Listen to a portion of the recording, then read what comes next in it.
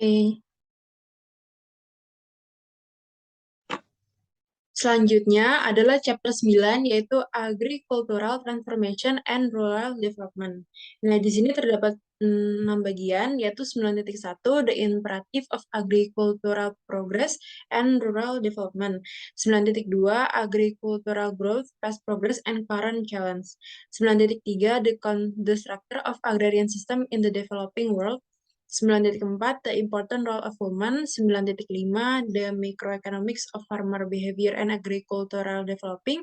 Yang terakhir 9.6 For Requirement of a Strategy of Agricultural and Rural Development.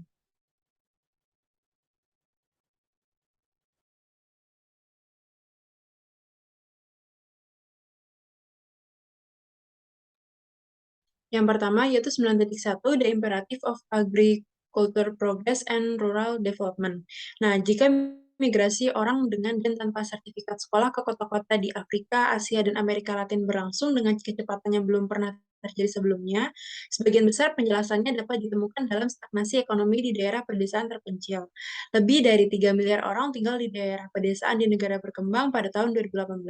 Sekitar seperempat dari mereka hidup dalam kemiskinan yang parah. Amerika Latin sangat urbanisasi, telah mencapai tingkat urbanisasi yang sama dengan negara-negara Organisasi untuk Kerjasama Ekonomi dan Pembangunan Berpenghasilan Tinggi pada tahun 2011. Jika pembangunan ingin berlangsung dan menjadi mandiri, ia harus mencakup daerah pedesaan, di umumnya, dan sektor pertanian pada khususnya.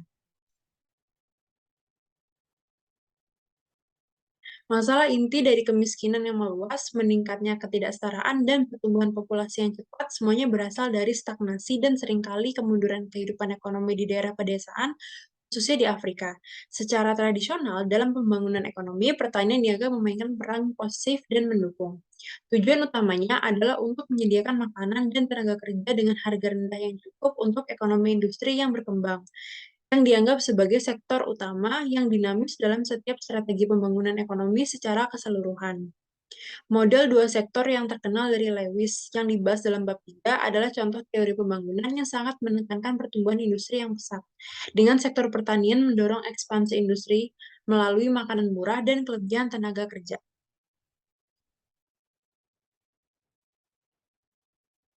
Saat ini, sebagian besar ahli ekonomi pembangunan sepakat bahwa jauh dari memainkan peran pendukung yang pasif dalam proses pembangunan ekonomi, sektor pertanian, khususnya, dan ekonomi pedesaan pada umumnya harus memainkan pembagian yang tak tergantikan dalam setiap strategi kemajuan ekonomi secara keseluruhan, terutama bagi negara-negara berkembang berpenghasilan rendah.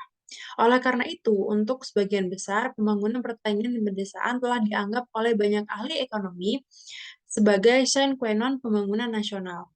Tanpa pembangunan pedesaan terpadu seperti itu, dalam banyak kasus, pertumbuhan industri akan terhenti atau jika berhasil, akan menciptakan ketidakseimbangan internal yang parah dalam perekonomian. Selanjutnya ada 9.2 yaitu Agricultural Growth, Past Progress, and Current Challenge. Ada 9.2.1 Trends in Agricultural Productivity. Kemampuan produksi pertanian untuk mengimbangi pertumbuhan populasi dunia sangat mengesankan, menentang beberapa prediksi neo-Malthusian bahwa kekurangan pangan global akan muncul sekarang. Dan sebenarnya keuntungan output di negara berkembanglah yang memimpin. Menurut perkiraan Bank Dunia, negara berkembang mengalami pertumbuhan nilai hasil pertanian lebih cepat daripada negara maju selama periode 1980 sampai 2004. Sejalan dengan itu, pangsa negara-negara berkembang terhadap PDB pertanian global naik dari 56% menjadi 65% pada periode ini. Jauh lebih tinggi daripada pangsa 21% mereka terhadap PDB non-pertanian dunia. Sejak tahun 2005, kesenjangan pertumbuhan semakin melebar. Seperti yang ditunjukkan gambar 9.1, ada di slide berikutnya, negara-negara berpenghasilan rendah cenderung memiliki pangsa angkatan kerja tertinggi di bidang pertanian. Kadang-kadang sebanyak 80 hingga 90%. Porsi pertanian dalam PDB lebih rendah, tetapi dapat mewakili setengah dari nilai output. Temuan ini sejalan dengan pengamatan di bab 7, bahwa urbanisasi terus berlanjut di banyak negara bahkan ketika pendapatan per kapita turun atau tidak naik banyak. Berikut ini adalah grafik atau gambar 9.1, as countries develop, the source of GDP and labor in agriculture tend to decline, but with many idiosyncrasies. Nah, di sini dapat kita lihat GDP per kapita beberapa daerah mengenai agrikultur. Next. Lalu selanjutnya, permasalahan di sektor pertanian dapat menekan pendapatan sehingga mendorong lebih banyak migrasi ke sektor informal perkotaan. Kami akan meninjau masalah terpenting pertanian negara berkembang dalam bab ini. Nah, pada gambar 9.1 tadi juga mengilustrasikan jalur waktu Cina, di mana pertumbuhan sangat cepat, tapi penurunan pangsa tenaga kerja di bidang pertanian sangat lambat, karena sebagian besar pembatasan migrasi desa kota. Berbeda sekali dengan pengalaman historis hasil pertanian negara-negara maju pada tahap awal pertumbuhannya, yang selalu memberikan kontribusi paling tidak sebanyak total output sebagai bagian dari angkatan kerja yang terlibat dalam kegiatan ini. Fakta bahwa lapangan kerja pertanian kontemporer di negara berkembang jauh lebih tinggi dari hasil pertanian mencerminkan tingkat produktivitas tenaga kerja yang relatif rendah dibandingkan dengan manufaktur dan perdagangan. Nah, produksi pertanian terus meningkat di seluruh dunia secara luas sejalan dengan meningkatnya populasi. Nah, kelaparan di Cina turun, pertanian di Asia Selatan bekerja baik, meskipun kelaparan diperkirakan meningkat di India dalam beberapa tahun terakhir dan di Afrika Sub-Sahara. Hasil panen hanya meningkat sekitar sepertiga. Salah satu penyebabnya adalah bahwa di banyak wilayah Afrika, populasi telah mencapai ukuran di mana praktik pertanian tebang dan bakar tradisional tidak lagi dilakukan tanpa menggunakan kembali tanah setelah terlalu sedikit istirahat, yang mengakibatkan kerusakan nutrisi tanah yang signifikan.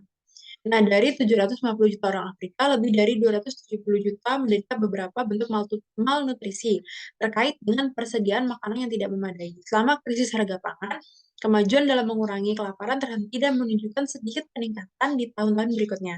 Hal ini diperparah dengan sejumlah kebijakan yang tidak menguntungkan, termasuk berbagai bentuk intervensi terhadap harga pangan. Selain itu, tidak ada pasar global yang besar untuk makanan dalam kaitannya dengan total permintaan. Sebagian besar negara berjuang untuk swasembada pangan, sebagian besar untuk alasan keamanan nasional. Selanjutnya ada 9.2.2, yaitu market failures and the need for government policy. Nah, salah satu tantangan terpenting bagi pertanian dalam pembangunan adalah mendapatkan peran pemerintah dengan benar. Tema utama badan-badan pembangunan pada tahun 1980-an adalah untuk mengurangi campur tangan pemerintah di bidang pertanian. Pertanian sering dibayangkan sebagai kegiatan persaingan sempurna. Namun, bukan berarti tidak ada gagalan pasar dan tidak ada peran pemerintah. Faktanya, kegagalan pasar di sektor ini cukup umum dan termasuk eksternalitas lingkungan. Karakteristik barang publik dari penelitian dan pengembangan pertanian dan layanan penyuluhan, skala ekonomi dalam pemasaran, asimetri informasi dalam kualitas produk, pasar yang hilang, kekuatan monopoli dalam pasokan input, dan kekuatan monopsoni dalam pengerja hasil petani. Mungkin juga perlu untuk mengatasi kekuatan monopsonistik di mana petani besar memiliki kekuatan penetapan upah atas buruh tak bertanah di pasar tenaga kerja lokal. Semua ini di samping peran pemerintah yang lebih umum dalam menyediakan lembaga dan infrastruktur. Kemiskinan itu sendiri menghalangi petani untuk memanfaatkan peluang yang dapat membantu menarik mereka keluar dari kemiskinan. Jika masalah ini tidak ditangani sebelum diregulasi atau membuat perubahan struktural lainnya, masyarakat miskin dapat tetap tersinggir dan bahkan menjadi lebih buruk. Maka, peran kunci pemerintah adalah memastikan bahwa pertumbuhan di bidang pertanian dinikmati bersama oleh kaum miskin. Di beberapa negara, pertumbuhan pertanian yang mengesankan terjadi tanpa kaum miskin menerima keuntungan yang proporsional. Lalu ada 9.2.3 Agricultural Extension. Nah, sistem ini itu biasa didukung oleh pemerintah, seringkali bekerja sama dengan atau melalui universitas. Program ini terkadang melampaui pertanian untuk menginformasikan dan melatih masyarakat pedesaan dalam kegiatan ini, termasuk sumber daya alam, kesehatan, nutrisi, dan praktik sanitasi. Keterlibatan universitas dengan dukungan pemerintah merupakan ciri khas dari program semacam itu. Meskipun banyak yang merupakan badan pemerintah yang berdiri sendiri. atau LSM. Meskipun selalu ada ruang untuk metode penelitian yang lebih baik, banyak layanan penyuluhan semacam itu yang dipuji karena memungkinkan dampak positif yang besar pada produktivitas, terutama melalui pengenalan varietas tanaman hasil tinggi. Nah, namun di banyak negara berkembang, catatan layanan penyuluhan beragam. Pendekatan umum di negara-negara berkembang yang berasal dari Indonesia pada akhir 90-an adalah memberikan pendidikan orang dewasa yang partisipatif, belajar sambil melakukan melalui sekolah lapang tani. Variasi yang menarik adalah sekolah lapang tani junior yang mengadaptasi pendekatan sekolah lapang umum khusus untuk anak-anak petani dan remaja dengan fokus pada pengetahuan, keterampilan, produktivitas, dan ketahanan pangan untuk anak-anak petani beserta keluarganya. Ada kekurangan yang lebih luas dari adopsi induk pertanian yang relatif mahal, seperti benih varietas hasil tinggi dan pupuk kimia.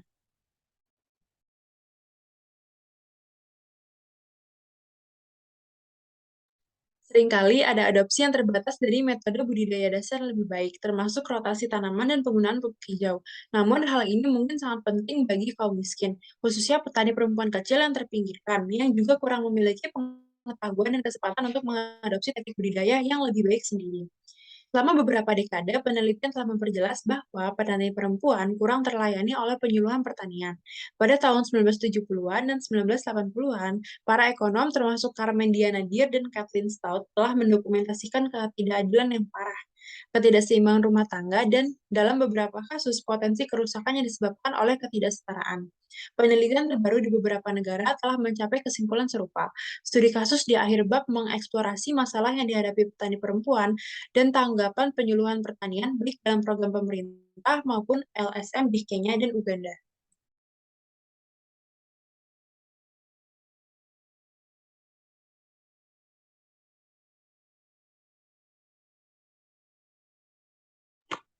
Selanjutnya ada 9.3, The Structure of Agrarian System in the Developing World. Isinya terbagi menjadi 5 bagian. Next. Nah, yang pertama ada 9.3.1, Three System of Agriculture. Langkah pertama untuk memahami apa yang dibutuhkan untuk kemajuan pembangunan pertanian dan pedesaan lebih lanjut adalah perspektif yang jelas tentang sifat sistem pertanian di beberapa wilayah berkembang dan khususnya aspek ekonomi transisi dari pertanian subsisten ke pertanian komersial. Sekitar 82% populasi pedesaan Afrika Sub-Sahara tinggal di negara-negara ini. Ini juga mencakup beberapa negara di luar kawasan seperti Laos, dan beberapa negara Afrika seperti Senegal sedang mengalami transformasi. Asia Selatan dan Timur, Afrika Utara dan Timur Tengah tinggal di negara-negara ini, bersama dengan beberapa negara asing seperti Guatemala. Nah, ketiga, dalam laporan yang disebut negara-negara urbanisasi, migrasi desa kota telah mencapai titik di mana hampir separuh atau lebih penduduk miskin ditemukan memberikan kontribusi yang lebih kecil lagi terhadap pertumbuhan output. Negara-negara urban sebagian besar ditemukan di Amerika Latin dan Karibia, bersama dengan Eropa Timur yang sedang berkembang dan Asia Tengah, dan memiliki sekitar 255 juta penduduk pedesaan. Dalam banyak kasus, posisi negara-negara dalam kelompok ini tidak stagnan.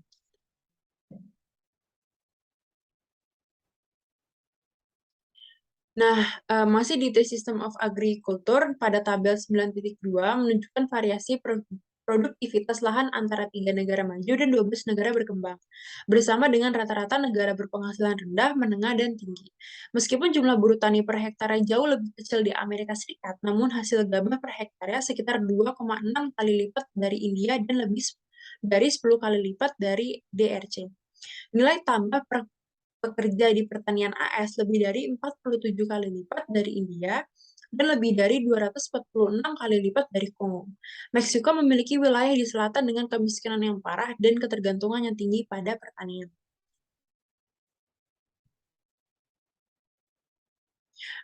Lalu ada 9.3.2, yaitu Traditional and Peasant Agriculture on Latin America, Asia, and Afrika.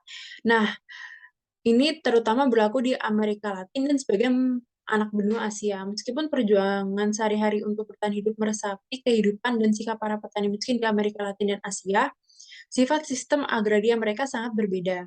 Dan di Amerika Latin, sejumlah daerah yang lebih miskin dan terbelakang, nasib petani berakar pada sistem latifundio-minifundio. Di Asia, itu terutama terletak pada bidang tanah kerdil yang terfragmentasi dan sangat padat. Rata-rata ukuran lahan pertanian di negara-negara Amerika Latin seperti Ekuador, Chili, Panama, dan Brazil beberapa kali lebih besar daripada ukuran lahan pertanian di negara-negara Asia seperti Bangladesh, Pakistan, Thailand, dan India. Namun, variasi ukuran pertanian yang jauh lebih tinggi di Amerika Serikat dengan lahan pertanian yang sangat luas dikendalikan oleh pertanian terbesar di Amerika Latin. Seperti yang ditunjukkan pada tabel sebelumnya, polanya sama sekali tidak seragam, dengan pertanian di beberapa negara terpecah menjadi ukuran yang lebih kecil, dan di negara lain berkonsolidasi ke ukuran yang lebih besar, dan beberapa mengalami peningkatan ketimpangan, dan lainnya menunjukkan penurunan ketimpangan dari waktu ke waktu.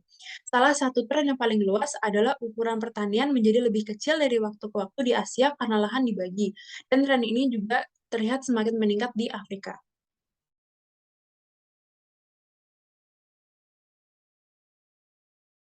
Selanjutnya ada 9.3.3 Agrarian Patterns in Latin America, Progress and Remaining Poverty Challenge. Di Amerika Latin, seperti di Asia dan Afrika, struktur agraria bukan hanya bagian dari sistem produksi, tetapi juga ciri dasar dari seluruh organisasi ekonomi, sosial, dan politik kehidupan pedesaan.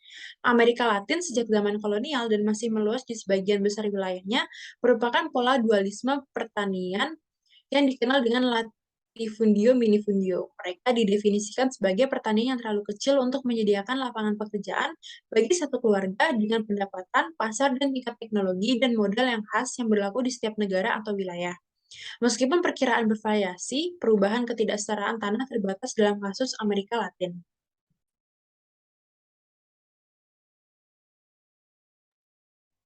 Nah, di sini ada tabel 9.3. Nah, ini adalah koefisien Gini regional tertinggi di dunia.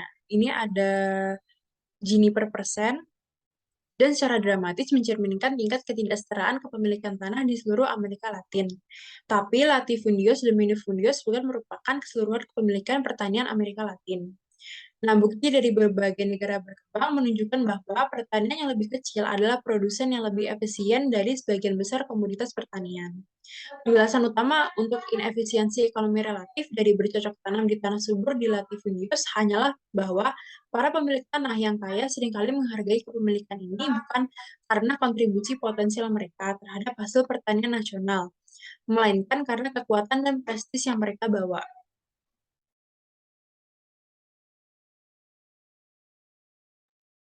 Selanjutnya ada 9.3.4 Transforming Economies, Problems of Fragmentation and Subdivision of Peasant Land in Asia.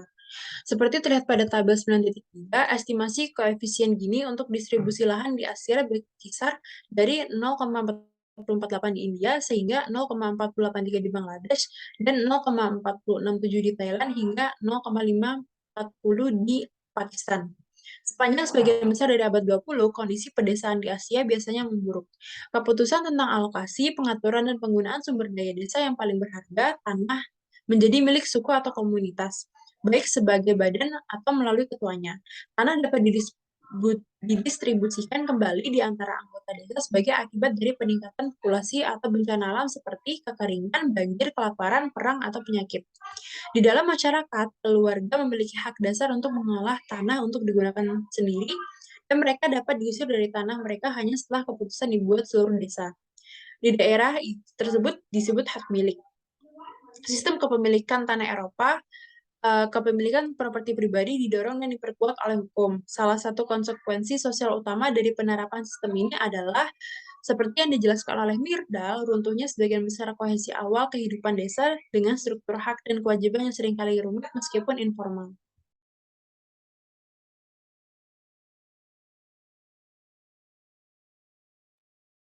Bagi hasil tersebar luas di Asia dan Amerika Latin, tetapi lebih luas di Asia.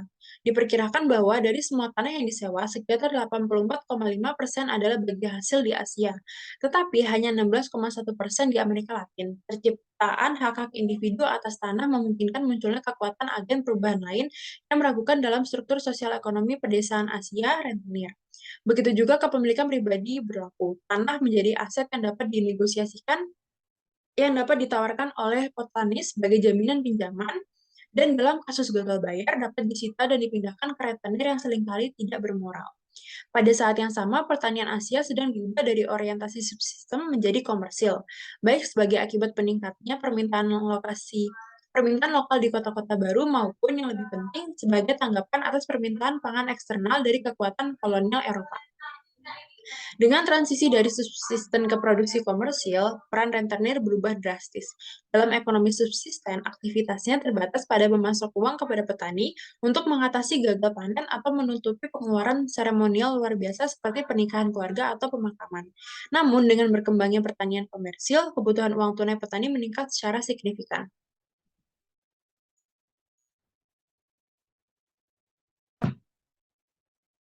Selanjutnya yang terakhir ada 9.3.5, Subsistence Agriculture and Extensive Cultivation in Africa. Nah, pertanian subsisten di sebidang tanah kecil adalah cara hidup sebagian besar orang Afrika yang hidup di ekonomi berbasis pertanian. Sebagian besar keluarga petani di Afrika tropis masih merencanakan hasil mereka terutama untuk penghidupan mereka sendiri. Nah, hasil pertanian Afrika dari kombinasi tiga kekuatan historis yang membatasi pertumbuhan output. Dalam kondisi seperti itu, perladangan berpindah adalah metode yang paling ekonomis untuk menggunakan persediaan tenaga kerja yang terbatas pada sebidang tanah yang luas. Hasil bersih dari ketiga kekuatan ini adalah pertumbuhan yang lambat dalam produktivitas tenaga kerja pertanian di sebagian besar Afrika. Selama ukuran populasi tetap relatif stabil, pola historis produktivitas rendah, dan perladangan berpindah memungkinkan sebagian besar suku Afrika memenuhi kebutuhan pangan subsisten mereka. Namun, kelayakan perladangan berpindah kini telah rusak karena kepadatan penduduk meningkat. Ini sebagian besar telah digantikan oleh penanaman penetapan di petak-petak kecil yang ditempati pemilik. Terlepas dari beberapa kemajuan yang baru-baru ini, hanya 22% dari lahan pertanian serealia di Afrika Sub-Sahara yang ditabur dengan varietas unggul, yang digunakan di sebagian besar lahan di semua wilayah berkembang lainnya.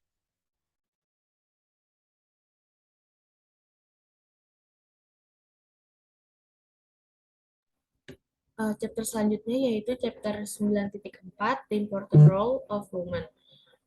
Pentingnya peranan dari wanita.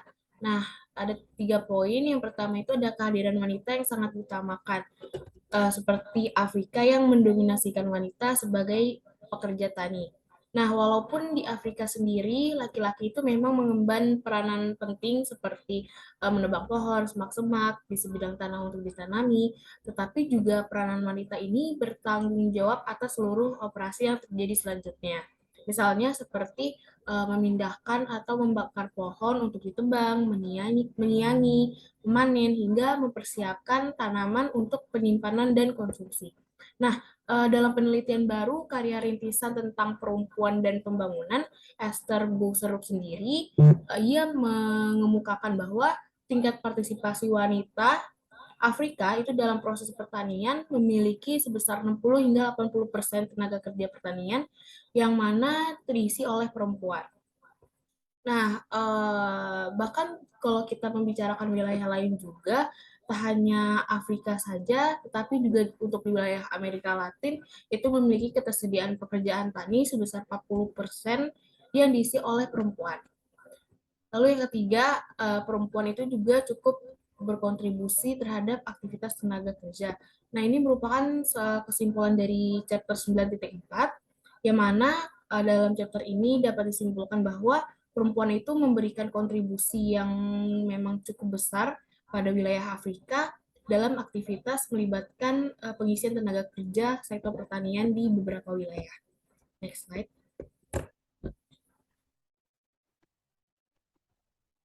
Chapter 9.5, The Microeconomic of Farmer Behavior and Agricultural Development. Next slide. Nah, untuk poin 9.5.1, The Transition from Traditional Subsistence to Specialized Commercial Farming. Transisi ini bertahap dari subsisten ke produk diversifikasi dengan penerapan teknologi pertanian baru. Nah, modernisasi pertanian di ekonomi ini berkembang pada pasar campuran dan dapat diilustrasikan dalam beberapa bentuk transisi bertahap.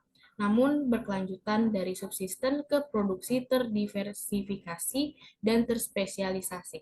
Tetapi transisi semacam ini juga melibatkan lebih dari sekedar menata ulang struktur ekonomi pertanian atau menetapkan teknologi pertanian baru.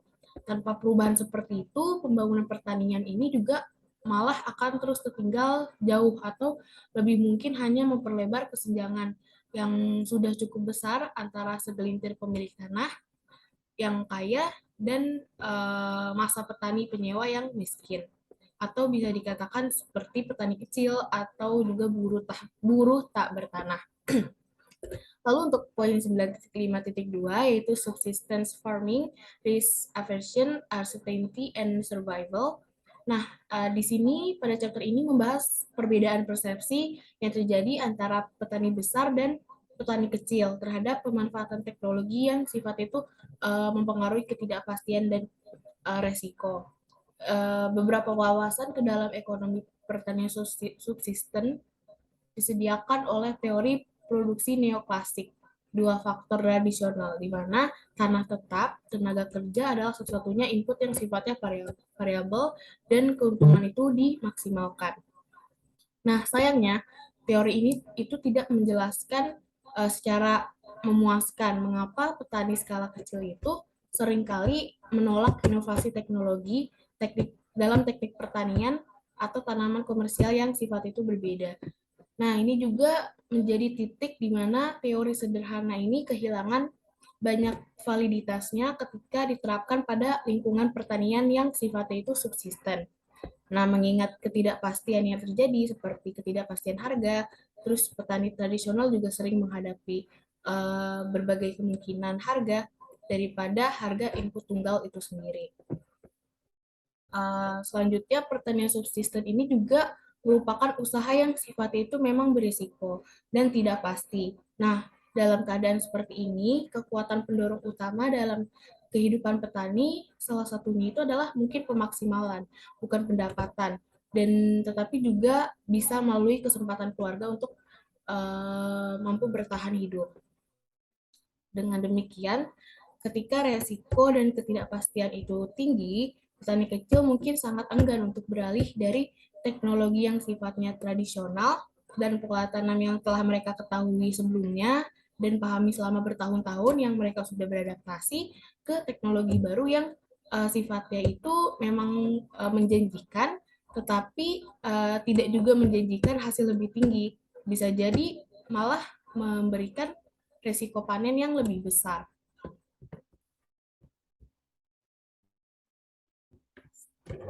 Lalu next slide. Di 9.53, the economies of sharecropping and interlocking factor markets. Nah, terdapat dua poin, yaitu sistem bagi hasil yang dinilai relatif efisien dan tidak efisien jika ada faktor lain. Nah, kalau kita lihat dari hasil pendekatan terakhir pada chapter ini, menunjukkan bahwa sistem bagi hasil itu relatif efisien karena pemanfaatan situasi ini tidak pasti dan beresiko pada kedua belah pihak. Nah, dicontohkan oleh salah satu case yaitu jika tuan tanah ini membayar penyewa upah langsung yang akan efisien, jika penyewa ini selalu memberikan usaha penuhnya dan tidak ada biaya apapun dari tuan tanah untuk memastikan hal ini. Penyewa akan memiliki setiap insentif untuk menerima uang dan tidak bekerja keras. Jadi meskipun ada upaya bagi hasil dengan insentif kerja yang buruk akan menjadi tidak efisien di dunia yang penuh kepastian, di dunia nyata. Nah, dengan ketidaksetaraan dan kepemilikan tanah serta ketidakpastian itu, efisiensi yang bisa kita peroleh dari pernyataan di chapter ini. Lalu, untuk di poin 9.5.4, intermediate steps to mix or different side farming, ada dua poin, yaitu pada chapter ini membahas keterkaitan perantara yang tepat dalam transisi dari subsisten ke produksi khusus. Nah, dengan proses ini kita juga dapat meningkatkan standar konsumsi dan investasi perbaikan pada sektor pertanian. Next slide. 9.5.5 From Divergence to Specialization Modern Commercial Farming. Nah, spesialisasi ini pada chapter ini dikatakan bahwa spesialisasi itu menjadi suatu keuntungan komersial apabila spesialisasi yang dilakukan itu dapat mencapai kriteria keberhasilan sesuai dengan standar-standar dan ketentuan yang udah ditetapkan. Lalu yang kedua ini spesialisasi pertanian khusus melakukan penekanan pada beberapa aspek untuk mengurangi biaya unit dan juga untuk memaksimalkan keuntungan. Slide. Nah, di 9.6, Core Requirement of a Strategy and Rural Development. Nah, tujuan utama yang didapat dari chapter ini yaitu berkaitan dengan peningkatan progresif tingkat kehidupan desa yang akan dicapai. Nah, dalam chapter ini terbagi menjadi 3 bagian juga, yaitu ada 9.61, Improving Small Scale Agriculture, yang mana dari chapter ini kita tahu bahwa melalui transformasi penggunaan mesin dari tenaga manusia, ini akan memberikan berbagai dampak dan juga kemudahan, tetapi di lain sisi juga memiliki eksternalitas bagi lingkungan dan juga bagi masyarakat yang belum mampu untuk beradaptasi dalam penggunaan mesin tersebut. Lalu untuk poin 9.6.2, Institutional and Pricing Policies, dilakukan melalui kebijakan penetapan harga dan kelembagaan. Lalu untuk poin 9.6.3, Condition for Rural Development, salah satunya itu adalah reformasi tanah. Nah, reformasi tanah ini melalui redistribusi tanah dalam rangka peningkatan lapangan kerja desa. Next slide. Sekian presentasi dari kelompok kami. Kurang lebihnya mohon maaf. Wassalamualaikum warahmatullahi wabarakatuh.